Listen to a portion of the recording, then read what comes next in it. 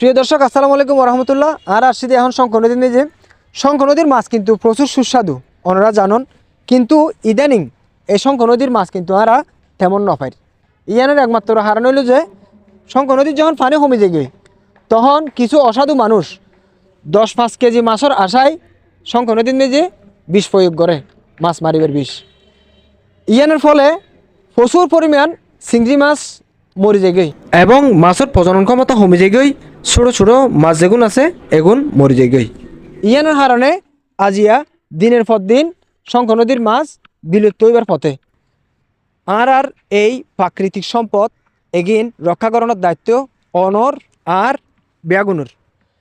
এই অসাধু মানুষগুলোর চিহ্নিত করি কিনে আরা যদি স্থানীয় প্রশাসন এবং বিভিন্ন আইনগত ব্যবস্থা যদি সে তারার পিছনে আরা লইতে পারি বা ইতারার বিরুদ্ধে যদি সে আরা অবস্থান লইতে পারি, তাহলে আর এই প্রাকৃতিক সম্পদ রক্ষা হইব বলে আর মনে হয়।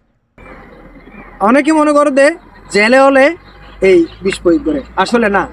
জেলে হলে কিন্তু এই নদীর তুন মাছ মারি কিনে জীবিকা নির্বাহ করে। ইতারা কিন্তু এইভাবে জঘন্য হাঁস তারা নগরে, তারা লয় আরা হতা হইলাম এই ধরনের হাঁস যখন গড়ে তারা কিন্তু হালত মেজে মাছ মারি বলে মনে। তারা জানে যে জীবিকা নির্বাহর একমাত্র রাস্তা হইলে যে এই শঙ্খ নদীর মাছ। এই শঙ্খ নদীর মাছ মারিলে তারা সারা জীবন চলে যাবে। আর বিশেষ অনুরোধ স্থানীয় প্রশাসন এবং এলাকাবাসীর সহযোগিতা কামনা করি, যাতে কোনো দুষ্কৃতিকারী এই শঙ্খ নদীর তুন অবৈধভাবে মেল দি বিষ দি মাছ যাতে না মারে।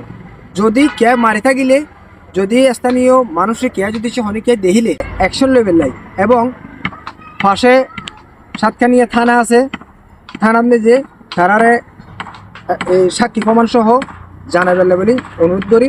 এই ধরনের পদক্ষেপ যদি লইলে আর এই প্রাকৃতিক সম্পদ শঙ্খ নদীর মাছ বিলুপ্ত হইতে নয়, আরও দিনকে দিন আরও বাড়িব।